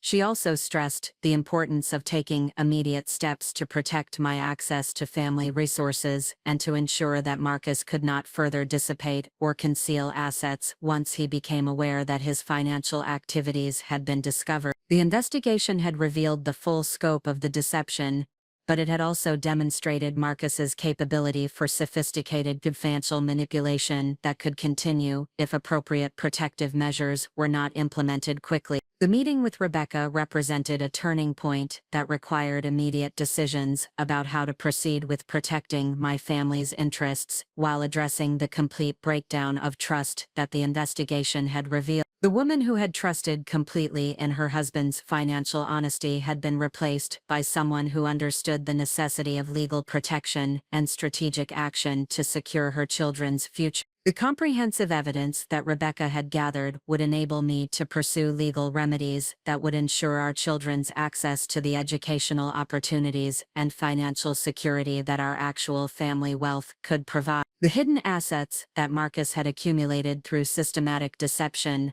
would become resources for building the transparent and secure future that our family deserved. The legal consultation with attorney Sarah Chen took place in her firm's conference room, overlooking the Columbia River, where floor-to-ceiling windows provided a panoramic view of the bustling waterway that had served as Portland's commercial lifeline for over a century. The setting seemed fitting for a discussion that would determine the strategic approach for navigating the complex legal challenges that Rebecca Martinez's investigation had revealed. Sarah's reputation for handling sophisticated asset division cases had been earned through decades of successful representation in high-stakes divorce proceedings involving substantial hidden wealth and complex financial structure. Sarah Chen possessed the credentials and experience necessary to address the multifaceted legal issues that Marcus's asset concealment had created. Her practice specialized in forensic divorce litigation, with particular expertise in cases involving business owners who had attempted to hide assets through complex corporate structures and family member collaboration. Her track record included several landmark cases that had established important precedents for asset recovery and penalty enforcement in situations involving systematic financial deception. The preliminary discussion focused on analyzing the evidence that Rebecca's investigation had uncovered and developing a comprehensive legal strategy that would protect my interests while ensuring that Marcus faced appropriate consequences for his systematic deception. Sarah's initial assessment was that the evidence provided exceptionally strong foundations for pursuing both asset recovery and penalty awards that would reflect the serious nature of the financial misconduct that had been documented. The legal framework for addressing hidden assets in divorce proceedings provided multiple avenues for seeking remedies that would ensure equitable distribution of marital property based on actual rather than concealed wealth. Oregon's divorce statutes included specific provisions for addressing situations where one spouse had deliberately hidden assets or misrepresented financial circumstances during the marriage. These provisions authorized courts to award larger portions of marital assets to the victimized spouse and to impose financial penalties that would discourage similar conduct. Sarah explained that the systematic nature of Marcus's asset concealment would likely result in courts viewing his conduct as particularly egregious and deserving of substantial penalty. The evidence of advanced divorce planning combined with ongoing deception about family financial circumstances demonstrated a level of calculated misconduct that warranted the strongest available remedies under state law. The involvement of Patricia Rodriguez in the asset concealment scheme added significant complexity to the legal situation, but also provided additional opportunities for asset recovery. Sarah's analysis indicated that Patricia's participation in hiding marital assets could subject her to legal liability and could provide grounds for recovering assets that had been transferred to accounts under her control. The legal doctrine of constructive trust could be applied to assets that Patricia held on behalf of Marcus, allowing courts to order the return of these assets for proper division during divorce proceedings. Additionally, Patricia's active participation in concealing marital assets could subject her to claims for interference with marital property rights and potential civil liability for damages resulting from her conduct. Sarah recommended conducting additional investigation to document the full extent of Patricia's involvement in the asset concealment and to identify all assets that she might be holding on Marcus's behalf. This investigation would require careful coordination with Rebecca Martinez's ongoing forensic analysis and might involve depositions and formal discovery procedures to compel disclosure of information about hidden assets and collaborative arrangement. The timing of legal action required careful consideration of multiple factors including asset protection, evidence preservation, and strategic positioning for optimal outcome. Sarah emphasized that while immediate action was necessary to prevent further asset dissipation, the approach needed to be coordinated carefully to maximize the effectiveness of legal remedies and to ensure that Marcus could not anticipate and counter our legal strategy. The initial legal steps would include filing for emergency asset preservation orders that would prevent Marcus from transferring, hiding, or dissipating any assets while the divorce proceedings were pending. These orders would also require him to provide complete financial disclosure and to account for all business and personal assets under his control or influence. Sarah explained that the evidence of systematic asset concealment would provide strong grounds for obtaining these emergency orders even before Marcus was formally served with divorce paper. The documented evidence of hidden accounts, family collaboration, and advanced divorce planning demonstrated clear risk of continued asset dissipation that would justify immediate court intervention. The legal strategy would also include seeking temporary support orders that would ensure adequate financial resources for maintaining our household and meeting our children's needs during the divorce proceeding. The discovery of hidden assets meant that our family's actual financial capacity was substantially greater than what Marcus had represented, which would support requests for generous temporary support based on our true standard of living, rather than the artificially constrained circumstances Marcus had maintained. The approach to child custody and support required careful consideration of how Marcus's financial deception might affect his credibility and parenting fitness in court proceedings. While asset concealment did not directly relate to parenting capabilities, the systematic nature of the deception and the impact on our children's opportunities could be relevant factors in custody determinations and support calculations. Sarah recommended developing evidence that demonstrated how Marcus's financial deception had specifically limited our children's educational opportunities, extracurricular activities, and overall quality of life. This evidence would support arguments that his conduct had been detrimental to our children's interests and that custody and support arrangements should reflect both the need to protect their future opportunities and to ensure that his asset concealment did not continue to affect their well-being. The business valuation aspect of the case would require specialized expertise to determine the actual value of Pacific Northwest Gardens and its various subsidiary entities. Marcus's complex business structure and the systematic diversion of revenue into hidden accounts would make standard business valuation approaches insufficient for determining the true worth of his commercial operation. Sarah recommended engaging a business valuation expert who specialized in cases involving hidden assets and revenue manipulation. This expert would need to analyze the business operations from multiple perspectives, including historical performance, hidden revenue streams, and the impact of asset diversion on reported business value. The valuation process would also need to address the various business entities that Marcus had established and the equipment leasing arrangements that had been used to conceal assets. These complex business structures would require careful analysis to ensure that all marital assets were properly identified and valued for division purposes. The tax implications of the hidden assets presented both challenges and opportunities that would need to be addressed throughout the legal proceeding. If Marcus had failed to report income that had been diverted to hidden accounts, there could be significant tax liabilities that would affect the net value of recovered assets.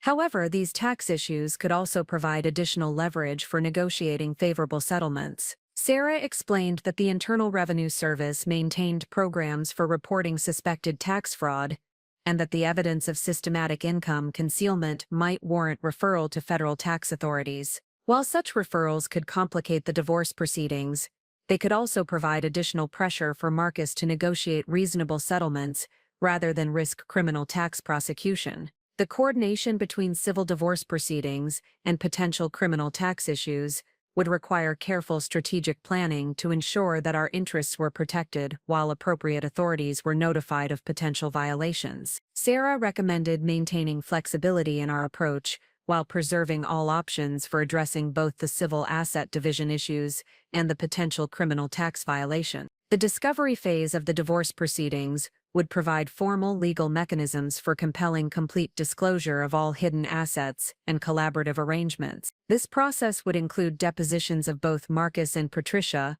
along with subpoenas for records from all financial institutions and business entities that had been identified through Rebecca's investigation. Sarah emphasized that the discovery process would likely reveal additional hidden assets and deceptive arrangements that had not been identified through the initial investigation. Marcus's sophisticated approach to asset concealment suggested that the arrangements Rebecca had uncovered might represent only a portion of the total hidden wealth that would need to be recovered. The formal discovery procedures would also provide opportunities to document the specific methods Marcus had used to conceal assets and to establish patterns of deception that would support penalty awards and favorable asset division. The depositions would create sworn testimony about financial arrangements that could be used to demonstrate perjury or other misconduct if Marcus continued to provide false information about hidden assets. The settlement negotiation strategy would need to balance the substantial leverage provided by the evidence of asset concealment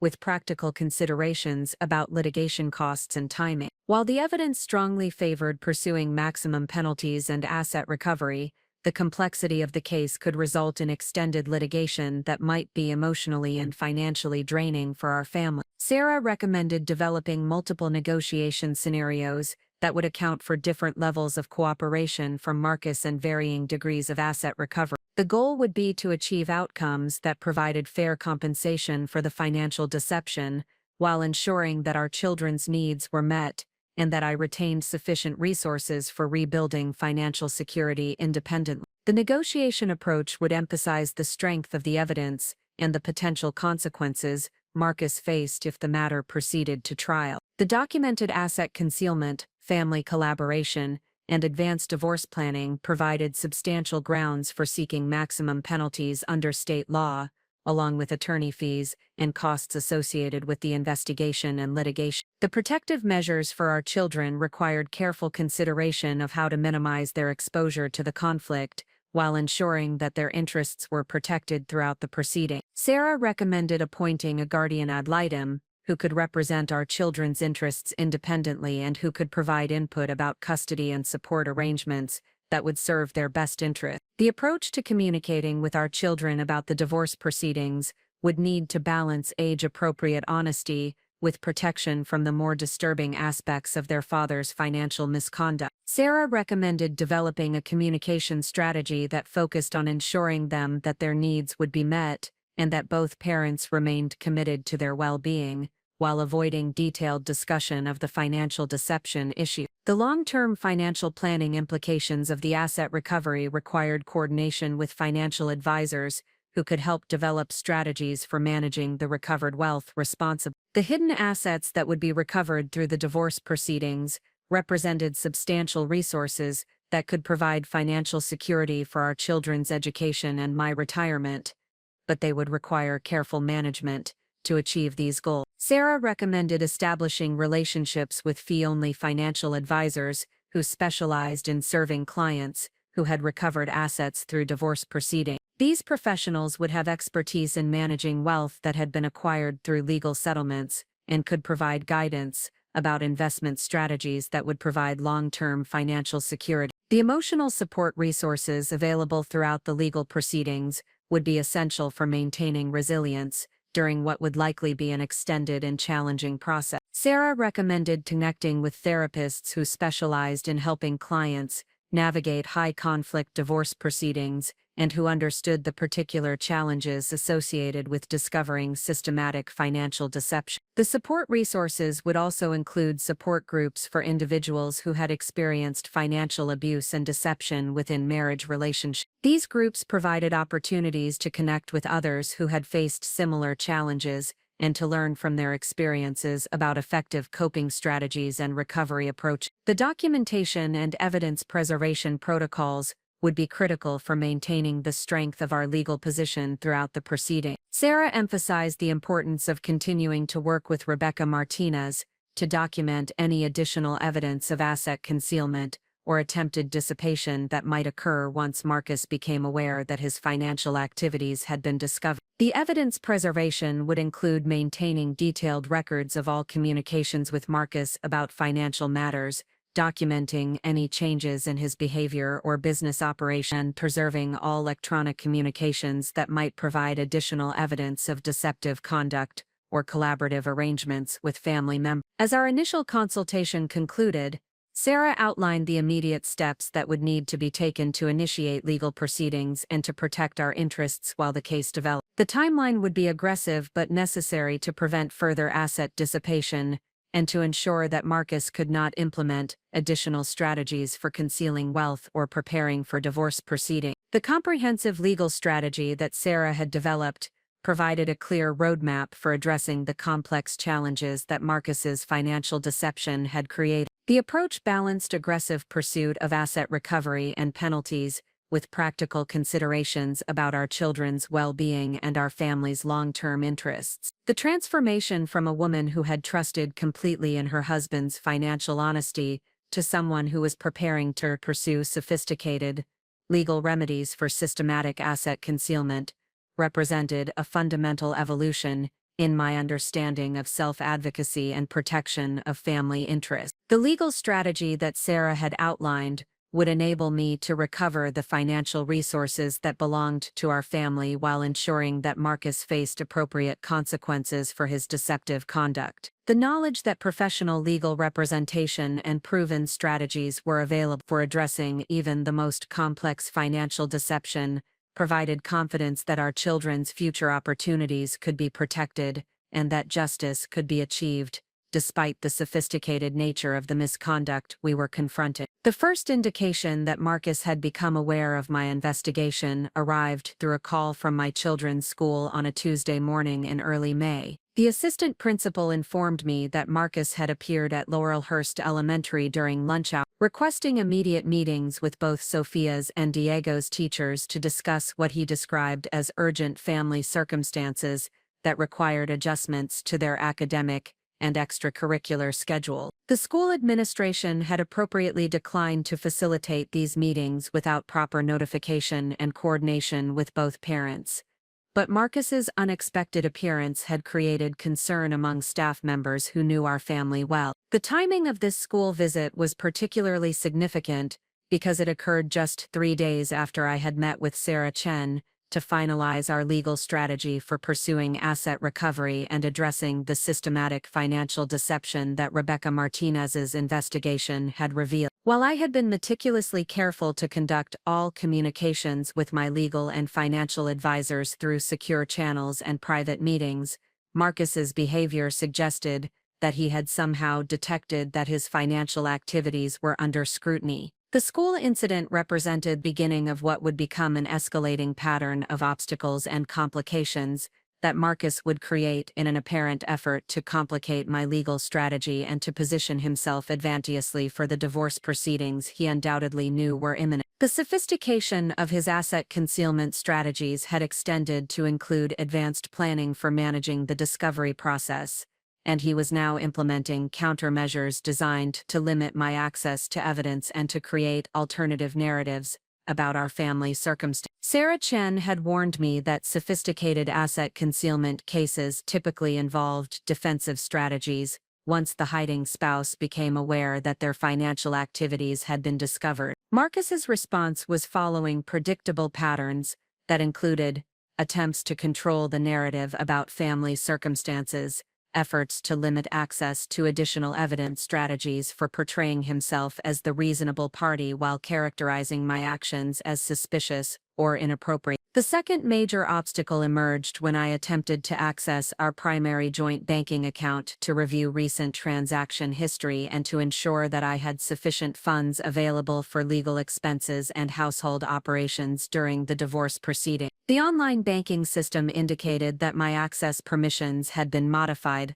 limiting my ability to view detailed transaction histories or to initiate transfers above minimal amounts without secondary authorization that required Marcus's approval. When I contacted the credit union to inquire about these access restrictions, the customer service representative explained that Marcus had visited the branch the previous week to implement enhanced security measures that he claimed were necessary due to concerns about potential identity theft and unauthorized account access. These modifications required both account holders to approve significant transactions and limited individual access to detailed financial records that could be used for identity verification by unauthorized parties. The credit union representative assured me that these security measures were reversible and that I could restore full account access by visiting the branch with appropriate identification and by providing written requests for the modifications to be removed. However, the process would require several business days to complete, and Marcus would be notified of any changes to the account security settings that had been implemented at his request. This banking access restriction represented a calculated effort to limit my ability to monitor ongoing financial activities and to create practical obstacles for funding the legal proceedings that Marcus undoubtedly anticipated. The timing of these security modifications, occurring immediately after my legal consultations, suggested that Marcus was receiving professional advice about defensive strategies for protecting assets and limiting discovery opportunity. The third significant obstacle manifested through Marcus's sudden implementation of changes to his business operations that appeared designed to complicate the valuation and asset identification processes that would be necessary for divorce proceedings. Rebecca Martinez discovered these changes during her ongoing monitoring of the financial accounts and business activities that her initial investigation had identified. Marcus had initiated the process of restructuring Pacific Northwest Gardens through the creation of additional subsidiary companies and the transfer of business assets to entities controlled by family members and business associates. These restructuring activities included transferring valuable equipment to the leasing company controlled by Patricia Rodriguez, establishing new partnerships with other landscaping companies that would assume responsibility for certain client contracts, and creating consulting arrangements that would redirect future revenue streams away from the primary business entity. The timing and nature of these business restructuring activities strongly suggested that Marcus was implementing an advanced asset protection strategy designed to make business valuation more complex and to position valuable assets outside the reach of divorce settlement proceedings. The transfers to family-controlled entities would require extensive legal action to reverse, and the new partnership arrangements would create disputes about which business activities constituted marital assets,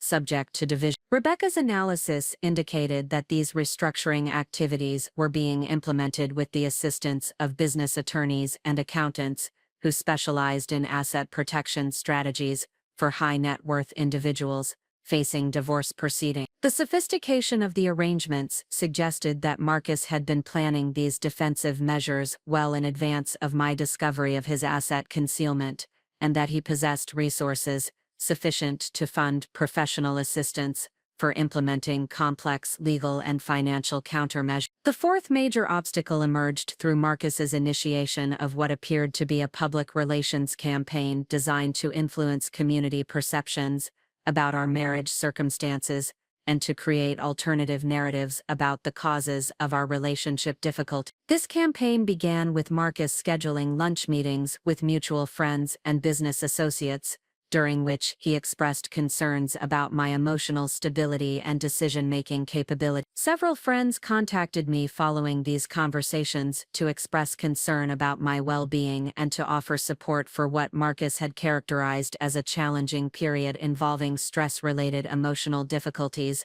that were affecting my judgment about family and financial matters. Marcus had apparently suggested that I was experiencing anxiety and depression that had led to suspicious behavior and unfounded concerns about our family finance. This narrative strategy was particularly insidious because it attempted to preemptively discredit any concerns I might raise about asset concealment by characterizing them as symptoms of emotional instability rather than legitimate responses to discovered financial deception. The timing of this campaign, coinciding with his other defensive measures, indicated that Marcus was implementing a comprehensive strategy for controlling public perception about our divorce circumstance. The fifth obstacle involved Marcus's sudden implementation of changes to our children's schedules and activities that appeared designed to limit my access to them and to create evidence of his primary caretaking role that could be advantageous in custody proceedings. He began volunteering to handle school pickup and drop-off responsibilities that I had traditionally managed,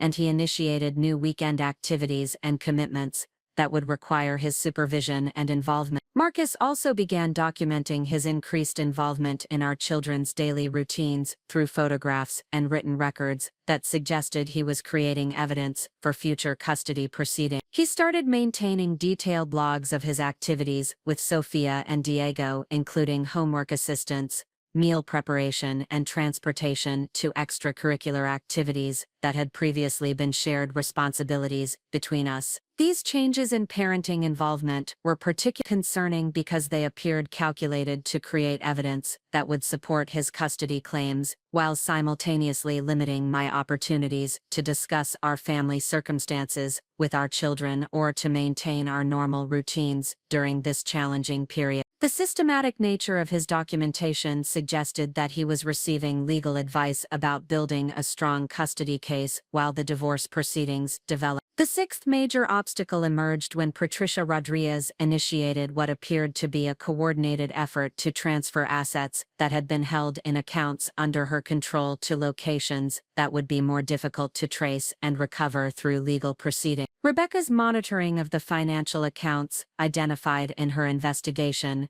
revealed large transfers from accounts associated with Patricia to new entities and investment vehicles that had not been previously documented. These transfers included movements of funds to investment accounts in different states, purchases of precious metals and collectibles that would be difficult to value precisely, and acquisitions of real estate interests in properties located outside Oregon's jurisdiction. The pattern of these transfers suggested that Patricia was implementing a sophisticated asset dispersal strategy designed to make recovery more difficult and expensive for legal proceedings. The coordination between Marcus's business restructuring activities and Patricia's asset activities indicated that they were working together to implement comprehensive asset protection strategies that extended well beyond the original concealment arrangements that Rebecca's investigation had uncovered. The complexity and timing of these defensive measures suggested access to professional legal and financial advice that was specifically focused on limiting asset recovery opportunities. The seventh obstacle involved the discovery that Marcus had been recording our conversations and monitoring my communications in ways that suggested he had been anticipating the possibility of divorce proceedings for an extended period. During a conversation about our children's summer plans, I noticed that Marcus's phone was positioned in a way that could be capturing audio,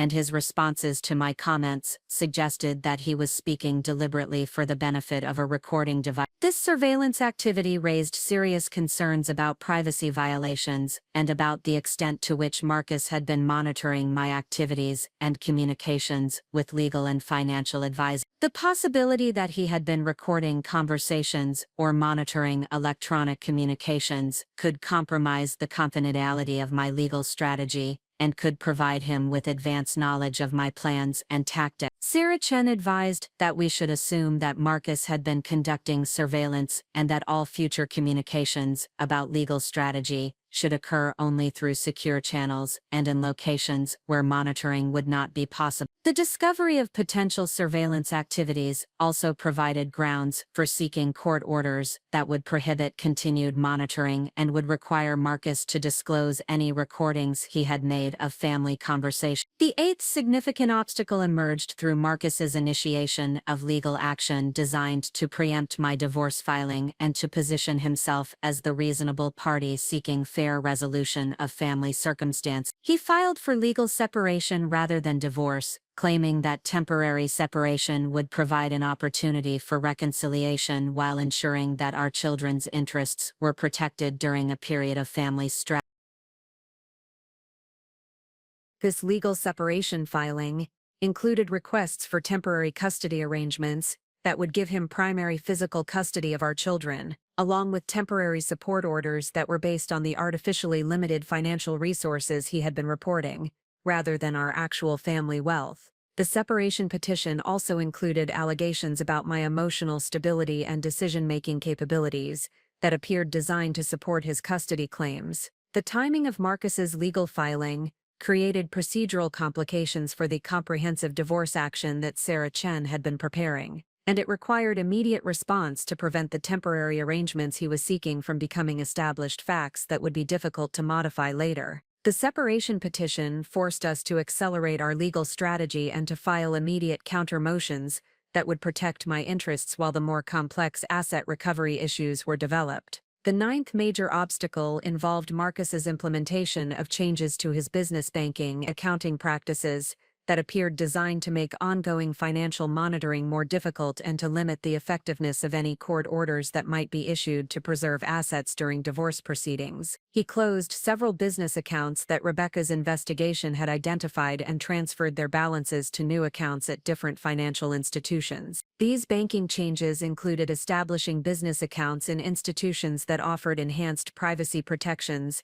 and that had more restrictive policies about providing account information in response to legal discovery requests. Marcus also implemented new accounting practices that would make it more difficult to trace the sources and destinations of business revenue and to identify which transactions related to marital assets versus business operations. The systematic nature of these banking and accounting changes suggested that Marcus was receiving sophisticated professional advice about limiting discovery opportunities and protecting assets from court-ordered preservation measures. The timing of these changes, coordinating with his other defensive strategies, indicated comprehensive planning for managing the legal challenges that would result from the discovery of his asset concealment. The cumulative effect of these 9 major obstacles was to create a complex and challenging environment for pursuing asset recovery and fair divorce settlement. Marcus's defensive strategies demonstrated the same sophistication and systematic planning that had characterized his original asset concealment,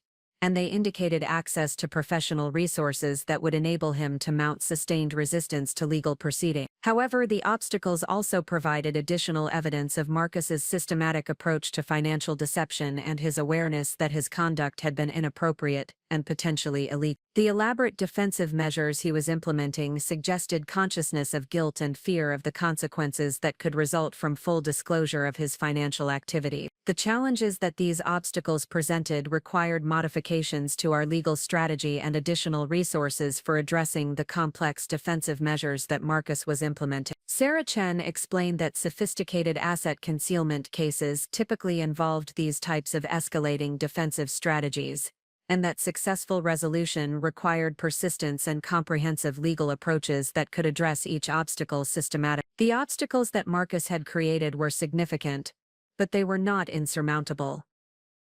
The evidence that Rebecca's investigation had gathered provided substantial leverage for addressing his defensive strategy, and the additional evidence that his countermeasures were creating would ultimately strengthen our legal position by demonstrating the systematic nature of his financial misconduct. The woman who had discovered a single hidden bank account had evolved into someone who was prepared to address complex legal and financial challenges with professional assistance and strategic thinking. The obstacles that Marcus was creating were testing my resolve, but they were also demonstrating the importance of the legal action I was pursuing and the necessity of ensuring that his systematic deception was addressed through appropriate legal remedy. The formation of a comprehensive support network became essential as the complexity of Marcus's defensive strategies intensified and the scope of legal challenges expanded beyond what any individual could navigate successfully alone. The sophisticated nature of the financial deception and the elaborate countermeasures being implemented required expertise from multiple professional disciplines, along with personal support systems that could provide emotional stability during an increasingly demanding process. Dr. Amanda Foster, a licensed clinical psychologist who specialized in supporting clients through high-conflict divorce proceedings, became the cornerstone of my emotional support structure. Her practice focused specifically on helping individuals who had discovered systematic deception within their marriages and she possessed extensive experience in addressing the particular psychological challenges associated with financial betrayal and complex legal proceedings. Foster's therapeutic approach emphasized building resilience and maintaining emotional stability while simultaneously processing the trauma associated with discovering comprehensive marital deception. Her initial assessment confirmed that my emotional responses to the situation were entirely appropriate given the circumstances, and that the stress I was experiencing resulted from legitimate concerns about protecting my family's interests rather than from any underlying psychological instability. The therapeutic work with Dr. Foster included developing coping strategies for managing the ongoing stress of legal proceedings, while maintaining my effectiveness as a parent and professional. She provided practical techniques for compartmentalizing the divorce-related challenges so that they would not overwhelm my daily functioning or compromise my ability to support our children through this difficult period. Foster also provided valuable guidance about communicating with Sophia and Diego about the divorce proceedings in age-appropriate ways that would minimize their emotional distress while ensuring they understood that both parents remained committed to their well-being. Her expertise in child psychology helped me develop approaches for maintaining stability in our children's lives despite the upheaval created by the legal proceedings and their father's increasingly erratic behavior. The therapeutic relationship with Dr. Foster extended beyond individual counseling to include coordination with the legal team about psychological factors that might be relevant to custody proceedings and settlement negotiation. Her professional assessment of my emotional stability and parenting capabilities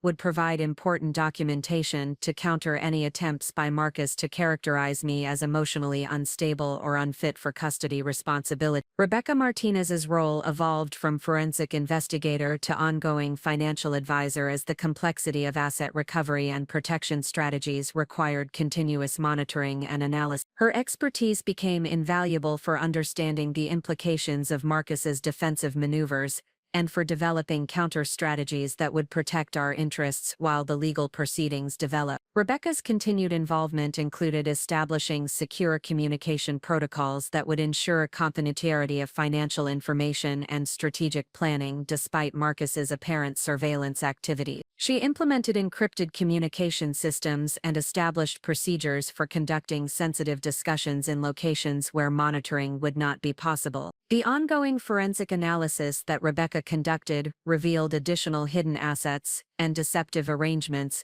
as Marcus's defensive strategies inadvertently exposed financial relationships and transactions that had not been identified in the initial investigation. Each defensive measure he implemented created electronic records and documentation that provided additional evidence of systematic asset concealment and advanced planning for avoiding legal accountability. Rebecca also coordinated with business valuation experts and tax professionals to ensure that all aspects of the hidden asset recovery were being addressed comprehensively. Her role expanded to include project management for the complex team of professionals who were working together to address different components of the financial investigation and asset recovery process. Sarah Chen's legal team expanded to include additional attorneys who specialized in specific aspects of the complex litigation that was developing. The team included a family law specialist who focused exclusively on custody and child support issues, a business litigation attorney who addressed the corporate restructuring and asset transfer challenges,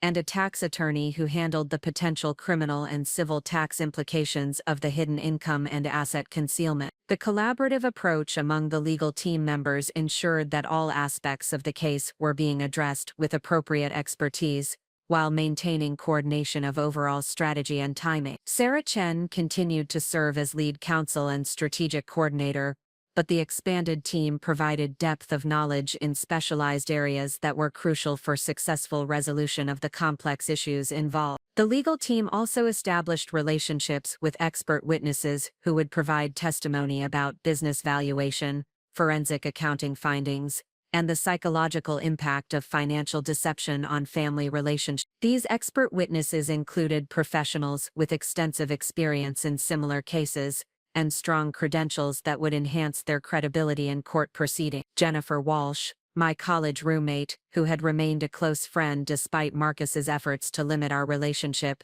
emerged as a crucial source of personal support and practical assistance during the most challenging phases of the legal proceeding. Jennifer possessed a master's degree in social work and had extensive experience in crisis intervention, which made her particularly valuable for providing both emotional support and practical guidance about managing family challenges. Up next, you've got two more standout stories right on your screen. If this one hit the mark, you won't want to pass these up. Just click and check them out. And don't forget to subscribe and turn on the notification bell so you don't miss any upload from us.